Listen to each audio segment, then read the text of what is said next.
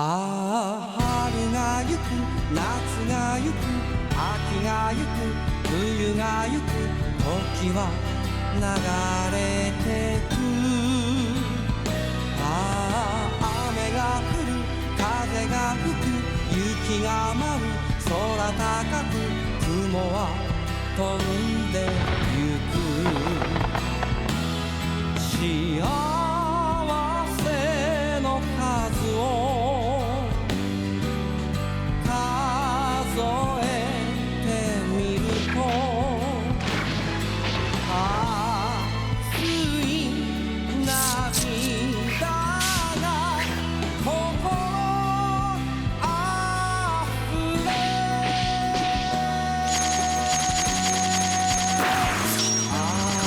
一輪の花でさえ夢を見る夢を抱くきっと生きている悲しみも喜びも切なさも虚しさもきっと生きている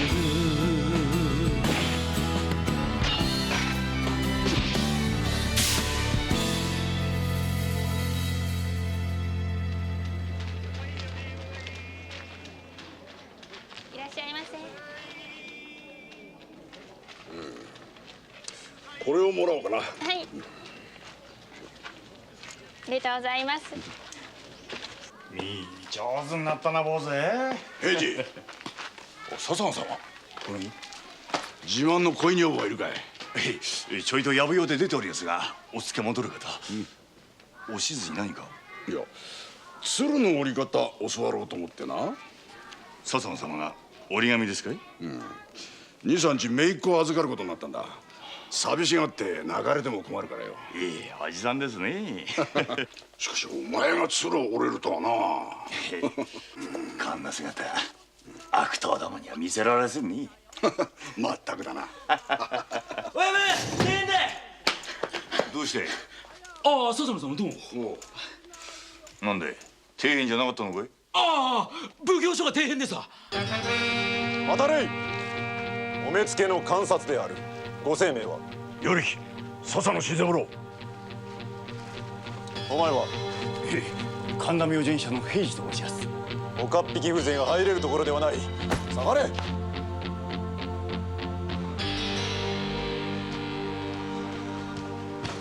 吉岡どうした。探索中の資料まで調べるというのです。こたびの観察の理由を伺いたい。お口出しはご無用。嫌疑の内容も言えるというのか。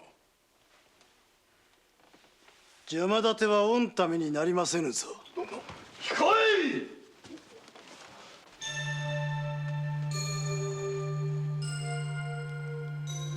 相変わらず豪気だな、笹野新三郎。左門様。実はな、南町の与力が多額の賄賂を受け取り、去る米問屋に便宜を図っているという訴えがあった。それゆえの観察である。賄賂。民谷様終わりました。笹野邪魔したな。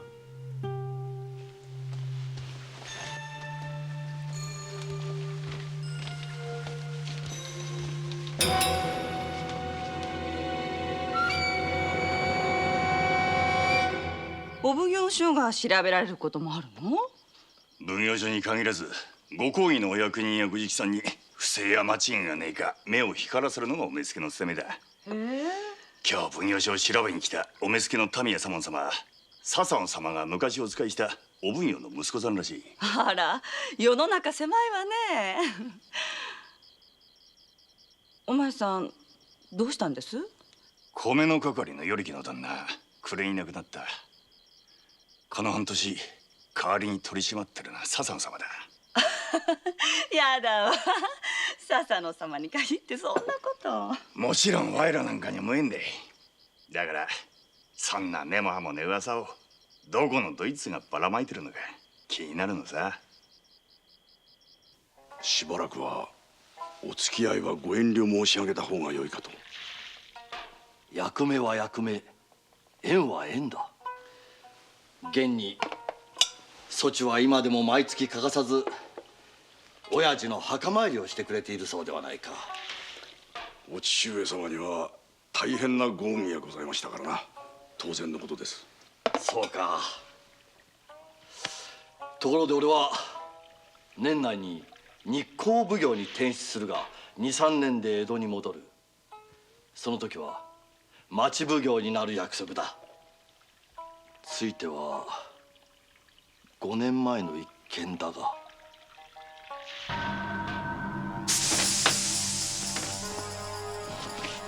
笹野、忘れてくれれば賄賂の嫌疑も解くし、そちの将来も請け負う。左門様、お言葉ですが5年前の件と申されても拙者とんと覚えがございません。それよりも賄賂の一件存分にご究明くださいますよ。何？亡きお父上様のように公明正大に職務にお勤めください。ごめん。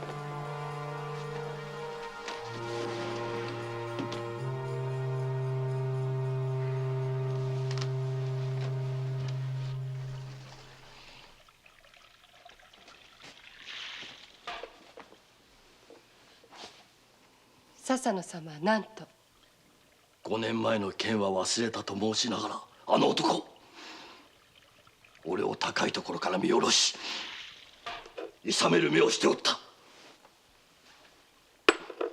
では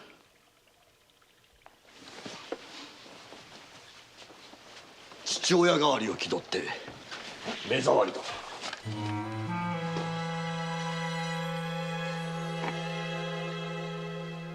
番頭は呼んであるな。はい。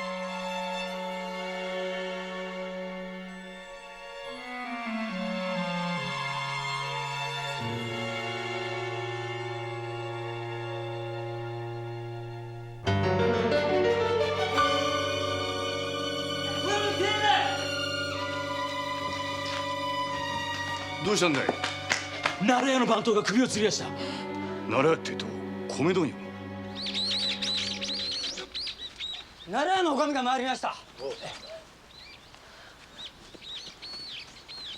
どうだ。間違いございません。うちの番頭の喜助にございます。なんだお前は。通してください。入ってはならん。下がれ。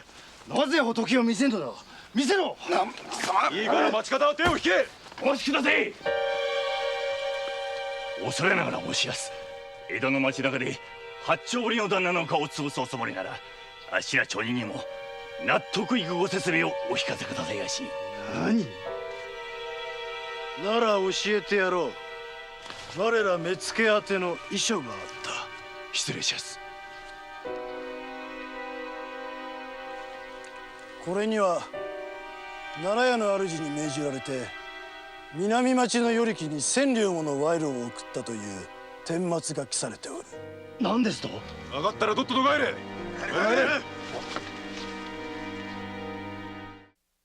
本日は取り込んでおりまして。いや、また。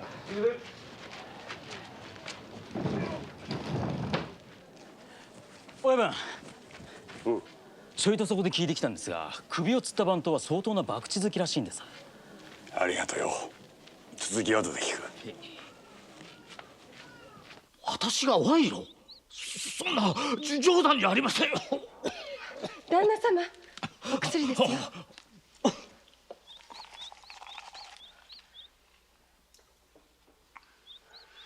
すると番頭は旦那に濡れ衣を着せる嘘を書いて首を吊ったことになりやすね。どうしてそんな真似を。博打好きだったって噂もあるようですが。めっそうもない。喜助に限って博打なんか。いや、お島、これで使い込みも合点がいく。番頭がお店の金を？帳尻が合わなくて一昨日の晩問い詰めました。そしたら昨日の朝から行方を膨らまして。帳尻がねえ額は1000両と40、50両のはしたがありました。1000両も。お待ちくださいませ。困ります。奈良屋宗兵衛南町奉行所与力笹野新三郎に賄賂を送った疑いでこの家を調べる。笹野様が。お手何をしておる。おい、お待ちください。手前は笹野様というお方と一度も会ったことがございません。調べろ。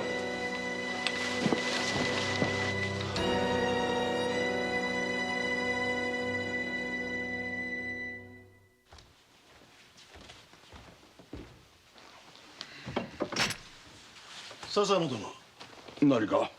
お目付けがご詮議されます。お奉行も同席されます。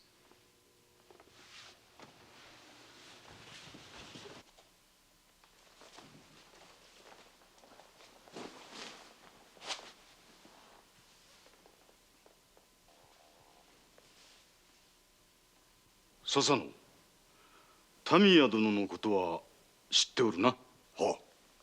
お奉行の前でこれを釈明できるか。自害した奈良屋の番頭の遺書だ。こ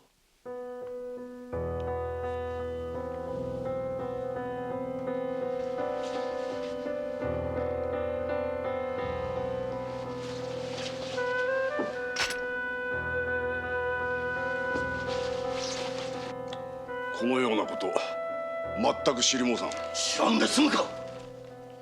番頭は死を前にして主の指示でお前に賄賂を送ったと遺書にはっきり記しているではないか。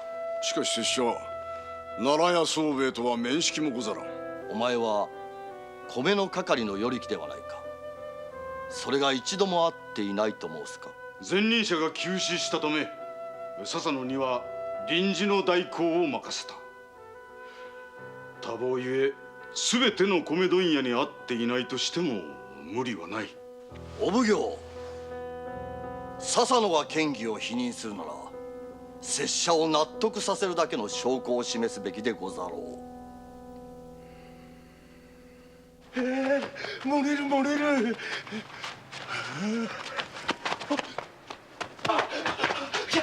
親分、お奉行所の兵ですぜ。達者まで罰が当たりますよ。構えしねえよ。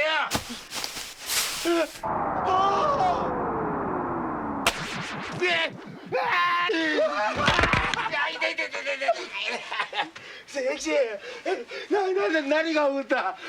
天罰か？いや、恋のようですね。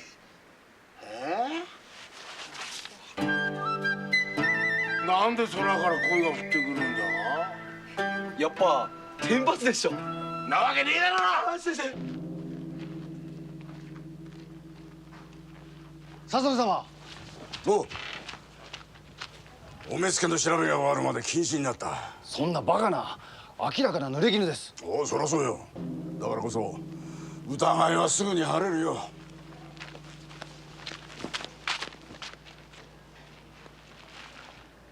笹野様は何と。賄賂を受け取った嫌疑で謹慎になった。ついては詳しい事情を聞きたいので人の来ぬところで2人だけで会いたいとあではすぐにでも返事を。る。いや待て、今回のことわしにはどうしても合点がいかんのだ。誰かに陥れられているような気がしてならん。ですが。おしま、カゴを読んでおくれ。わしは事の次第が明らかになるまで向島の寮に身を隠す。このことは誰にも言うんじゃないよ。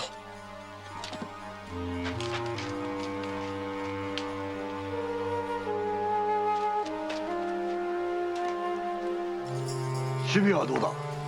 それが老いぼれ棺桶に片足突っ込んでるっていうのに知恵だけは回るようで文を怪しんで向島の寮に隠れるなんて言ってんですよ。まあよい。それならそれで打つ手はある。稲葉。手はず通りにな。奈良屋の女房は返事も聞かずに帰ったのか。ええ、一晩中お待ちするのでぜひお越しくださいと。かわいそうに奈良屋のやつ濡れ衣着せられてすっかり慌ててやる。じみりゃ武家みてえに勇ましいのによ。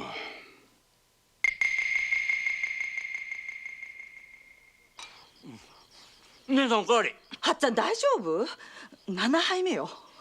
なんせ朝から江戸中の賭場回りでしたからね。で番頭の借金は？方々に50両。けど首を吊る前の日に全部消したのかい？ええ。あれ親分なんでそれを？奈良屋から消えた金が欲しさだ。番頭はその金欲しさに悪事に加担したんだろうな。するとお前さん残り1000両は？番頭を博打に誘ったやつが使ったのさ。で誰だって？それが助蔵って遊び人を使って番頭を博打に誘い込むよう仕組んだ女がいるようです。名前までは分からねえんで明日絵師を連れて人相書きを書かしてみます。黒幕は女かい？本当にお一人でよろしいので？案ずるな。それより当分棚をも開けられまいが、しっかりうちの方は守っておくれ。頼りになるのはお前だけだ。ええ、わかりました。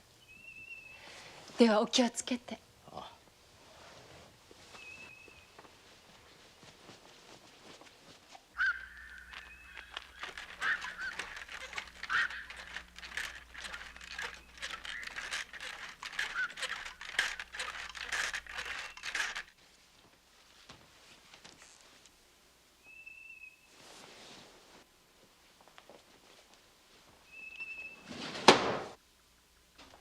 何ですかあなたは？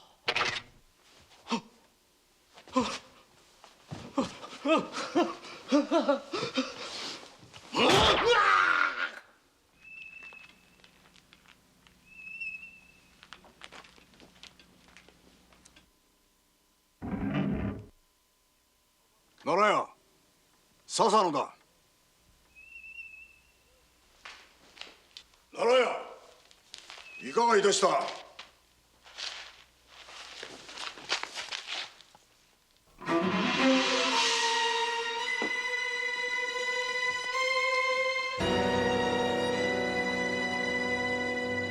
こを動くでない。口封じに殺したな。俺がやったのではない。腰の者を拝見する。何をする？笹野殿、この血曇りをどうご説明なさる？何血曇りだと？バカな。この刀はゆうべ手入れを。手入れをしたばかりの刀に血曇り。これすなわち貴公が今ここで奈良屋宗兵衛を殺した動かぬ証拠。ご同道願おう。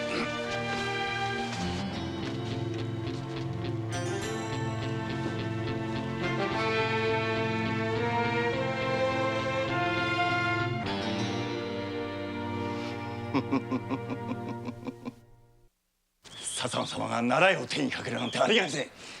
お願いでございます。一目笹野様に。帰れ。お目付け直々にご詮議中だ。奈良屋宗兵衛殺害の件につき詮議いたす。殺してはおらん。お主、ゆうべずっと俺をつけていたようだな。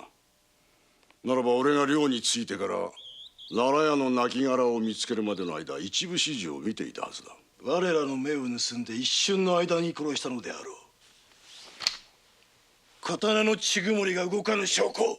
ではお尋ねするが、どうやって血刀を拭った？血を拭ったから刀に曇りが残ったのであろう。しかしあの部屋には何もそのようなものは残っていなかった。刀の血を拭った貴公の懐紙は確かに現場に落ちていたぞ。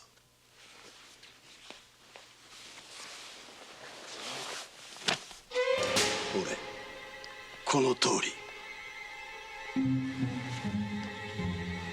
奈良屋の女房によれば昨晩の面談はその方が文にて持ちかけたらしいが。いや、奈良屋の方から文が届いたのです。その文はどこだ？それは少しでも罪を軽くする証があるのなら今のうちに申した方が賢明だぞ。文は寮に向かう途中で落としたようです。ならばその方が奈良屋に面談を持ちかけ賄賂騒ぎの口封じに殺したということになる。このままではその身は斬首。家名断絶だぞ。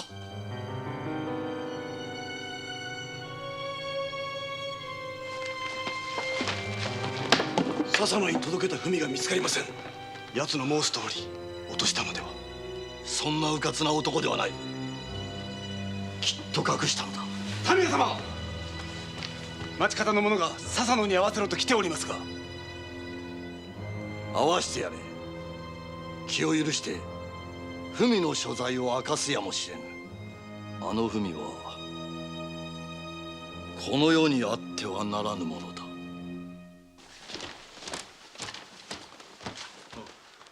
笹野様、どうしてこんなことに？見事にはめられたようだ。あっしにはどうしても納得できません。何者かが笹野様の刀に血ごもりを細工したんじゃありませんかい。もしそうだとすると奉行所でだな。目付の詮議を受けた時しかない。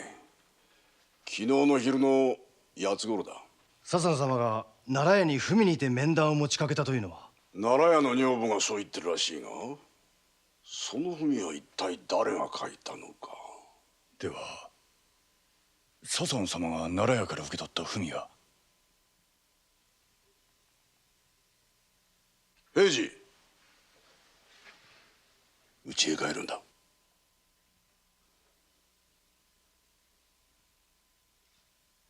へい。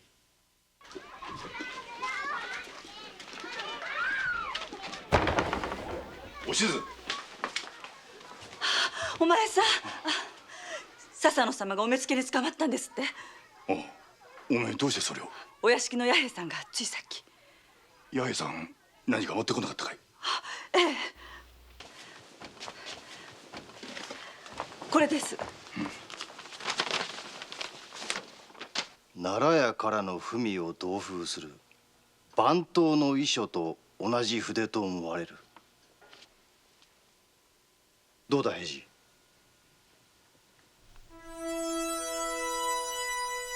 我ら目付け宛ての遺書があっ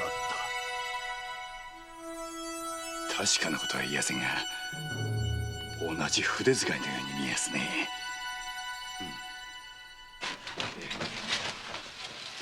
笹野様から届いた文を見せていただきたいんですが。あれなら燃やしました。燃やした？一体誰が？うちの人です。文に読んだらすぐ燃やすようにと笹野様よりご指示があったようで。そうですかい。ではこの文は奈良屋の旦那が書いたんですね。いかがです？はい。昨日の夕方、うちの人が書いたものです。間違いありませんかい？ええ。書き終わったらすぐに私が笹野様のお屋敷にお届けしたものですから。そうですかい。いえね、念のためご同様の峰代さんにお願いして生前旦那が書いていた証文を借りてきたんですよ。この証文は峰代さんの目の前で旦那が書いたそうですが、明らかに筆使いが違いますね。いかがです？冗談を言った覚えはございませんよ。さすがは銭形の親分だこと。正直に言います。この文は私が代わりに書いたものなんです。ほん。うちの人はご承知の通り長の病で手先の自由が利かなくなっておりましたの。ですから近頃は私が。ですがこの字はどう見ても女の字には見えませんがね。私はこの家に後添いとして入る以前はある旗本屋敷に奉公しておりましたの。そこで書の稽古をつけていただくうちに男勝りの筆使いになったのでございますよ。なるほど。いや、よくわかりました。で、足止めの目で一筆書いていただけますかね。何ですって？どうしました？ぜひお願いしますよ。それには及ばんぞ。貴様、どこまで首を突っ込む気だ。このままではただでは済まさんぞ。左門様。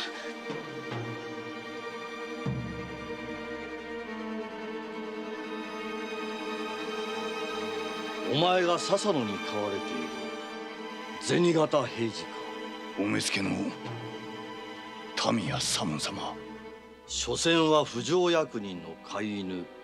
いや、主が切腹となれば野良犬だ。命が惜しければ身の程をわきまえるんだな。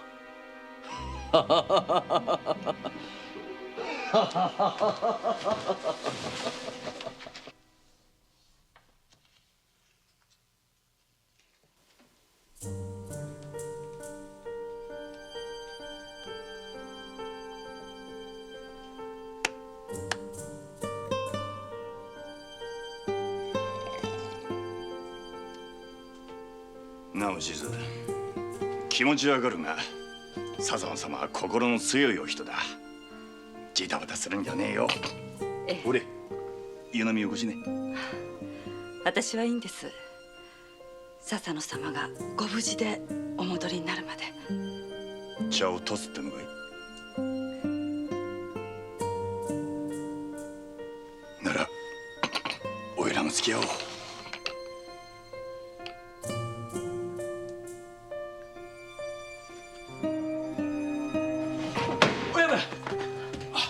番頭幕実検査した女は奈良屋の女将おしまいそっくりかい。その通り。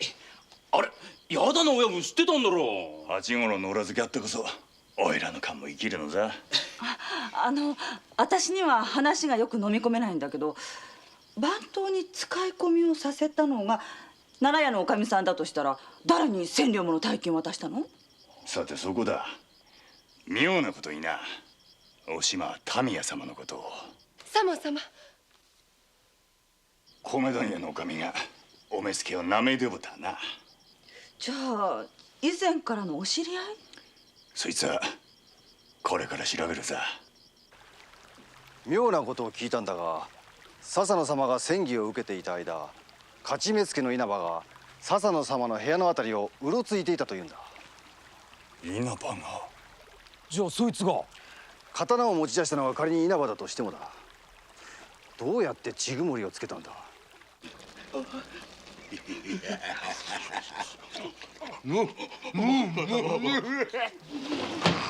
いい匂いすんな。おいおい、何食ってんだよ。のぞきんじゃねえよ、あっち行けよ。来て食わしてやんな。どうせ銭形の家じゃろくなもんが出ねえんだろ。八五郎、遠慮なくごちになりねえ。いいんですか。じゃあいてじゃないです。ああ、いててててて、ああ、まだ痛みやがる。みんな腰をどうかしたのか。昨日の昼間、奉行所の裏で達成しようとして。奉行所の裏で？バカ！いやいやいや、奉行所の裏を見回ってたら空から鯉が降ってきてよ。奉行所の裏に？平次、どうした？皆その鯉は生きていたのかい？血が乾いてなかったから死んだばかりだったな。まかない人が裁くのしくじって捨てたんでしょ。変な切れ目が入ってましたからね。昨日の昼の何時だい？あれは八つ頃か。昼のやつ。笹野様は確か目付の詮議を受けた時しかない。昨日の昼の八つ頃だ。万七、その恋はどうした？なんでしょう旦那、そんな怖い顔して。ちゃんと当番の旦那にお届けしましたで。じゃあまだ奉行所だな。ここだよ、ここ。処分していいって言われたからよ。恋国にしてみた。食っちまったのかい？ああ、おめえを食うか。うめえぞ。バカ者！大事な証拠を食うやつがあるか！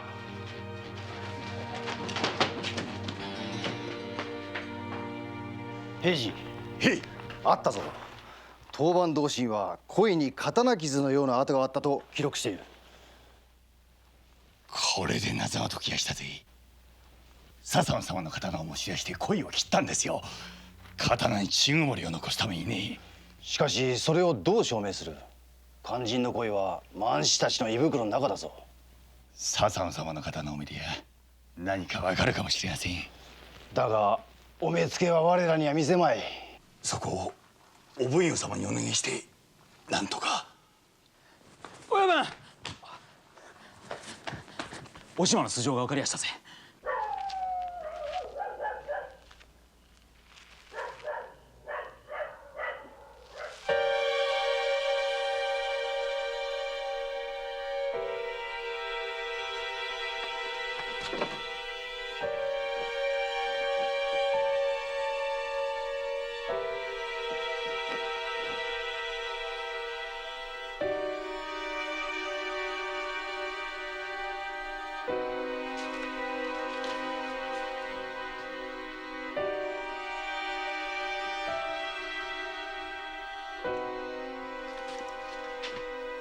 随分ご上達されやしたね。平次。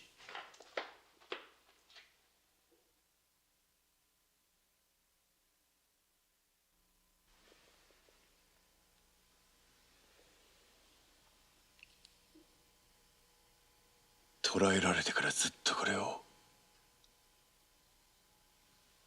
すいません、あっしの力が足りねえばっかりに。いや、そんなことよりこんな無茶なことをしてどうしたんだ。ようやく悪事のからくりが読めてきました。奈良への女房島は民谷の屋敷で奉公していたことがあるんです。笹野様、何か。いや、話を続けてくれ。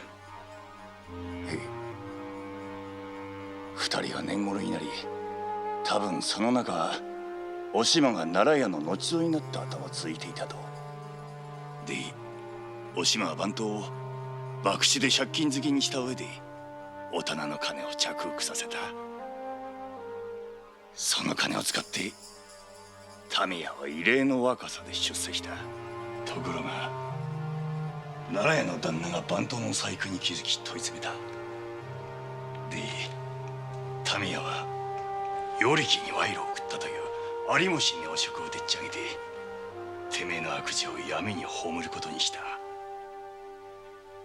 その与力は顔見知りの笹野様だった。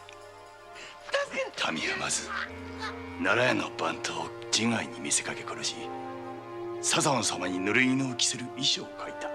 しかし民谷ってやつはただ単に笹野様に罪をなすりつけてるだけと思えねえ。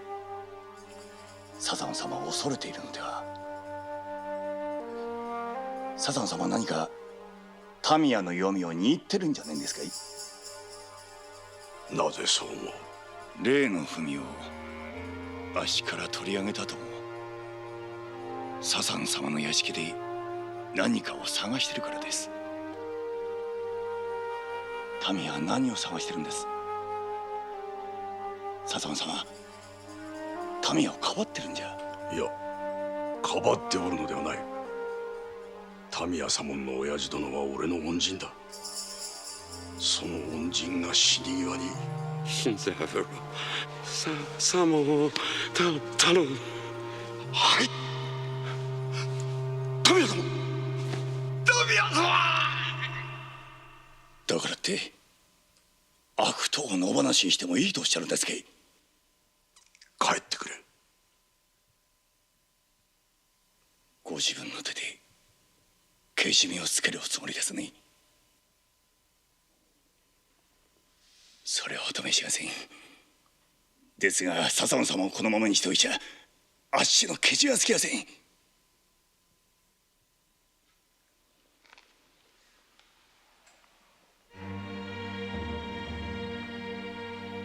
勝手にやらせていただきます。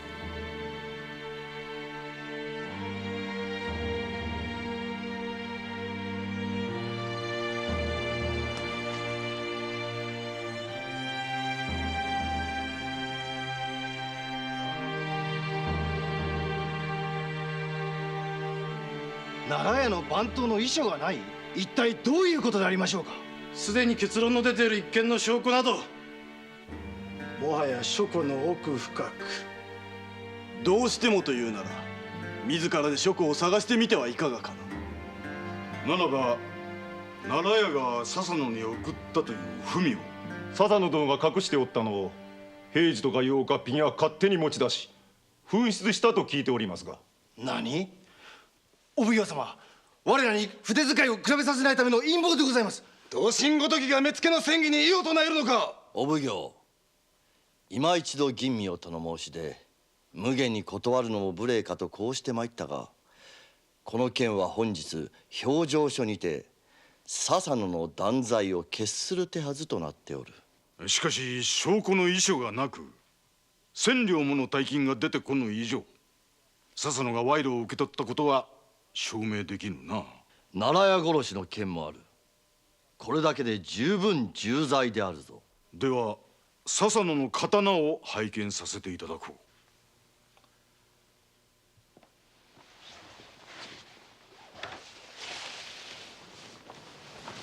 ごめん。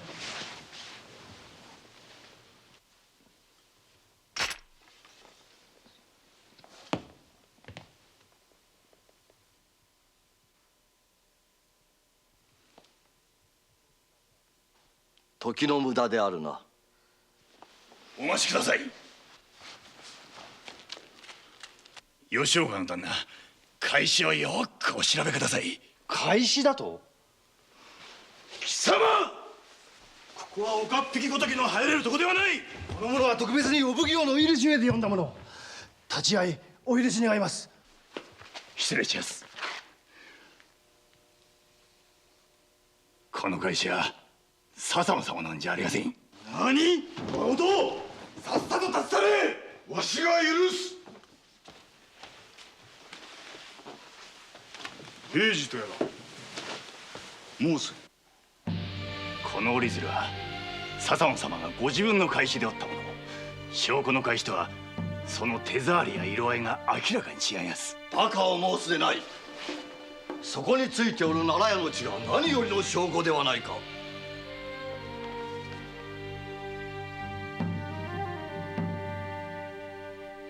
いえ、この血は奉行所の裏で見つかった恋の血でさ。何？ご覧ください。血の周りに鱗がついております。刀傷のついた鯉が事件の起こる前に発見されていたことは奉行所の記録に残っております。何者かが笹野様を陥れようと恋の血をつけた刀をこの返しで拭ったに違いありません。民谷殿、潔く笹野を解き放つべきではないかな。では証拠を今一度吟味の上ご返事いたそう。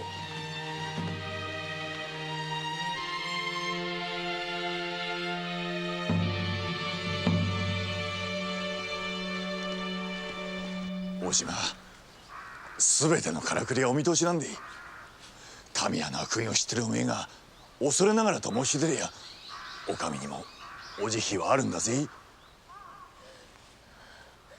私は知らない。知らないよ。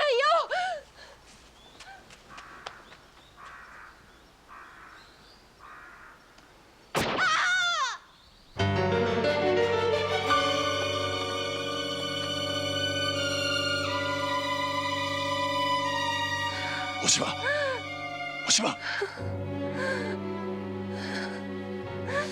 裏切られた。どうして私が。お島。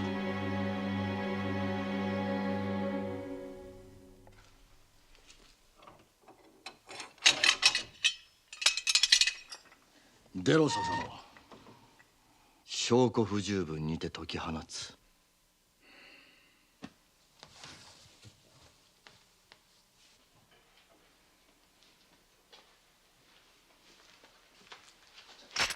逃げたということにして切るおつもりか。貴様は5年前のあの時切っておくべきだった。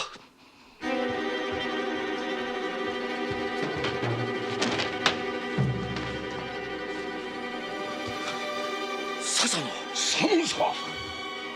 母上が泣きながらそれがしに頼まれたせがれ不義3つの時は切り捨てやむなしと。待ってくれ。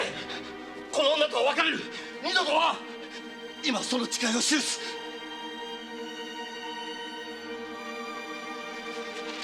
亡き父の名に恥じぬように生まれ変わる。本当だ。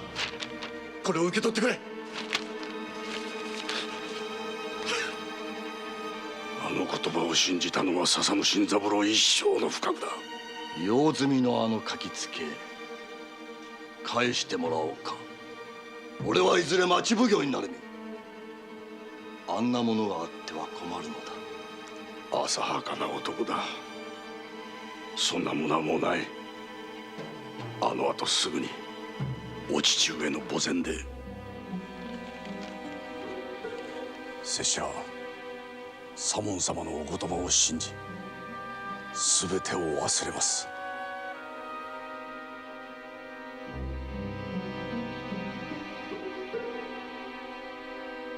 嘘を申せ！骨の髄まで腐ったな民谷様。亡きご両親が嘆いておられるぞ。どこまでも白を切る気か。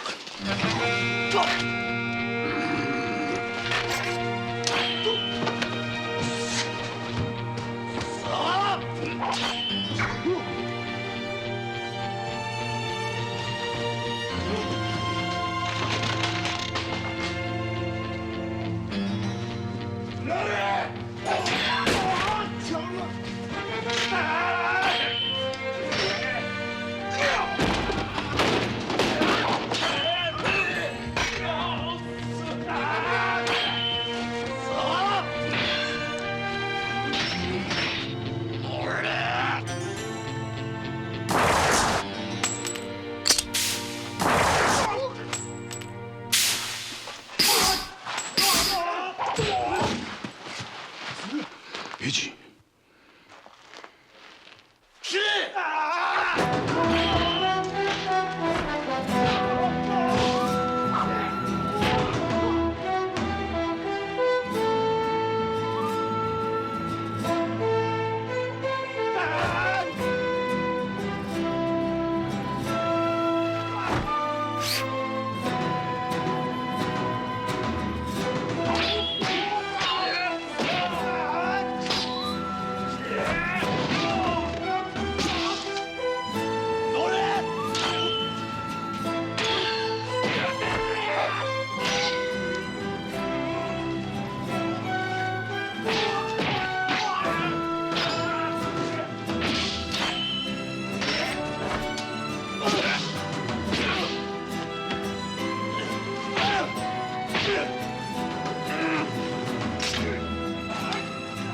笹野様。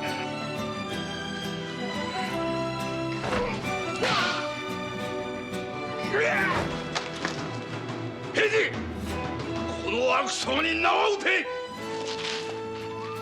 縄だと。親心のわからぬ哀れな奴に遠慮は無用。縄を打て。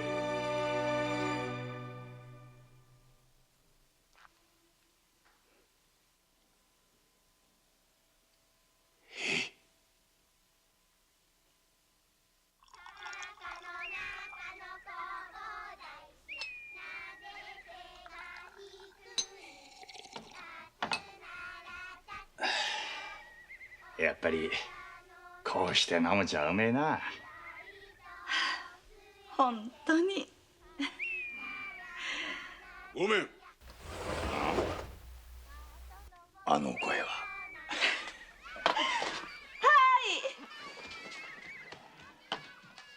まあ、すごい。笹野様のお土産。これは笹野様、随分と豪勢なことで。恋の鱗で救われたからな。お頭付きで締めてみた。さあ。じゃあ遠慮なく。ありがとうございます。平次。いやおめえのおかげで人殺しにならずに済んだぜ。いえ、そんな。おい手出しな。もう一つ土産があるんだ。まだ何かあるんで。ほらよ。どうだい。上達しただろう。ええ。見事なもんで。神棚に飾っておきやす。いや、それほどのもんでもねえけどよ。